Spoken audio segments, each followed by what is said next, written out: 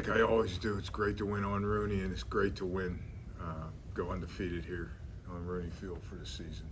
Our guys love playing here, and I thought we didn't play a clean first half, and then we settled in and started playing pretty well there, like end of the second quarter and into the third quarter, and got our legs under us.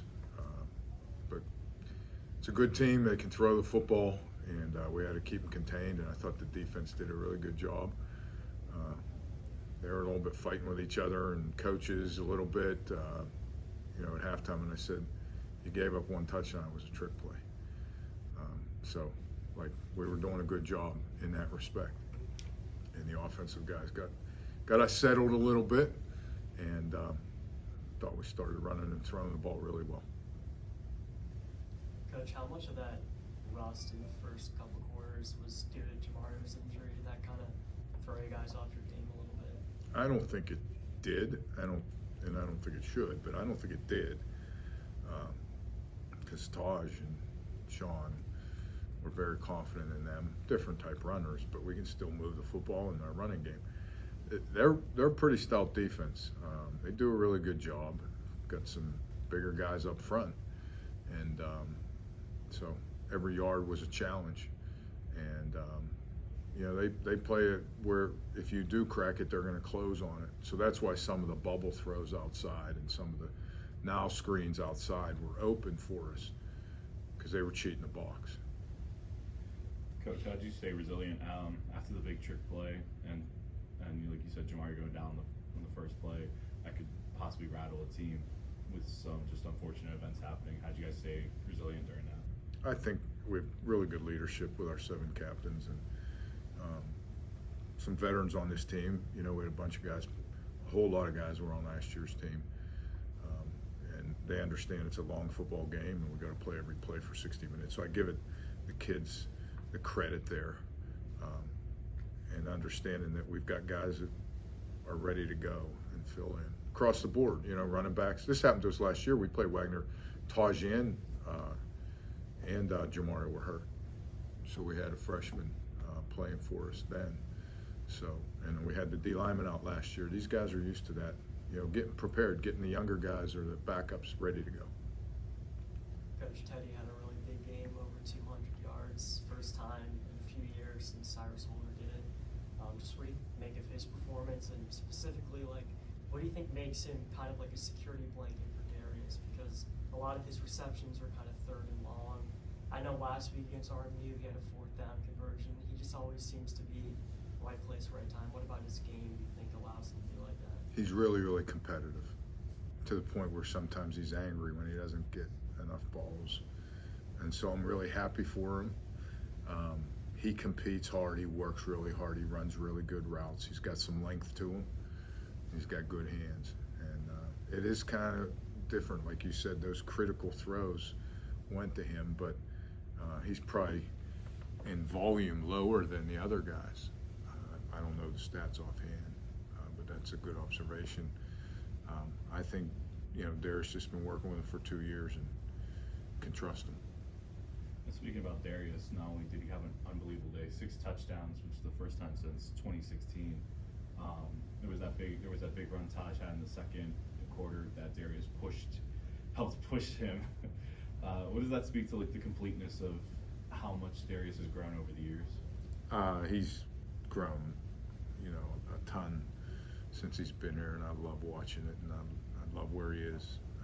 He was really talented when he came here and used his feet and his arm strength, and now, he knows the offense inside and out. I trust him when he comes over and says some things to me, and that we can do those things on the field. You don't always do that. Sometimes when they're young, they just want to wing it, long, but he actually tells me some things that he thinks are open underneath, and so it's very good to see his maturation and his growth, and really, really impressed with his game every week. Just keep getting more and more impressed. And along with that, usual guys getting touchdowns, Irby, Isabella, and Full, but also Mahar getting involved. He hasn't had a lot of catches this season, but it seems like every time he's either made a catch or been on the field, been a very important play. Talk about like the importance of how Mahar's been on this roster. It's really important. He gives us tight end depth. Coming in here, we lost our tight end last year, and he was one of the guys with Danny and what's his name got injured. Noah. Thank you. Noah got injured, so it's important for him to get cranked up, and he got injured a little bit the last couple games. He was banged up. He missed 2 games, I think, because we had started getting him going up at St. Francis there. I think that's where he had the touchdown catch. And so to have him with Danny Tarabrella being able to play, and he's got some height and he's got some hands, so we're hoping to get him in the pass game more often. Coach, it's now 9 straight games with a takeaway on defense. Just talk about that, and also the fumble that Luke Miller caused. Just talk about that play. Say you guys up in good field position. That was a huge part of it because, like I said, we weren't playing a clean first half to start, first quarter, and that turnover certainly helped momentum, put us in great field position. These guys are just flying around and getting opportunities, and excited about getting to the football and creating those things. And go with the defense. It seemed like it was a next man up mentality. AJ got hurt but came back in the first half. Kurziger went down. Chase Patterson went down. It seemed like everybody kept stepping up and making plays. Whether it's people coming in who probably weren't starting, or someone like Jack Dunkley who got another big sack today. Talk about like the importance of that next man up mentality on the D line. That's awesome. We played a lot of people, and they played at the next. They played up to the level, and that's a credit to the staff, especially Coach Mack on the D line, Coach Mickey, and all the defensive guys to get those guys prepared. A lot of D-backs were in a football game too. We do use various packages, and when one guy goes down, that bumps everybody in different positions, and that's where it got a little crazy in the first half a little bit. That's why those guys were upset and mad, and I'm like, settle down, you guys are doing really good. And I love the fact that a lot of guys play football, and a lot of guys are ready to play football, and they're hungry to play football. Coach Joey Isabella, 7 straight games with a touchdown. Have you ever seen a streak like that? I have not, and I don't think in my career. You could probably check that, but I don't recall that. Can you just talk about how impressive he's been during that stretch? It's kind of crazy. Like, you watch some of these catches on the field, and you're like, wow. It's like keeps happening, And it's great because he's such a hard worker, and he's such a great kid. He's a quiet kid, and it's crazy. Like, it was a huge disappointment. Everybody, like, you heard the big groan when he dropped the one ball, right? Was in the end zone down here.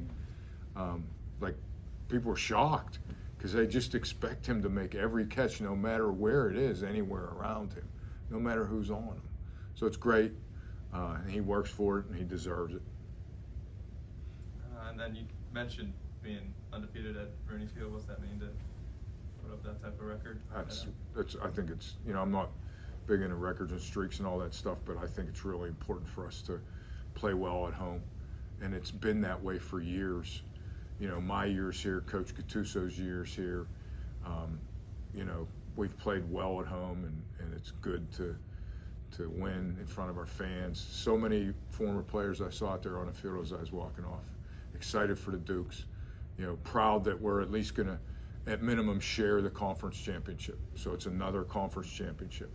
Now we'll go up next week and play for the outright title, and guys are excited about it. I know the festivities got a little spoiled with the comeback win from CCSU, but what's the mindset going to be like for everybody with one last game on the schedule, with the possibility of winning the title solely for Duquesne? Totally excited about it. We talked about it out on the field there, and they understood if our Morse had won the game, we would have been outright champs. They're like, Coach, we're going up there and win this game. We want to go up there and win this game. They want to win it, They don't want somebody else to do it for them. That's what's exciting. That's what our captains were saying out on the field.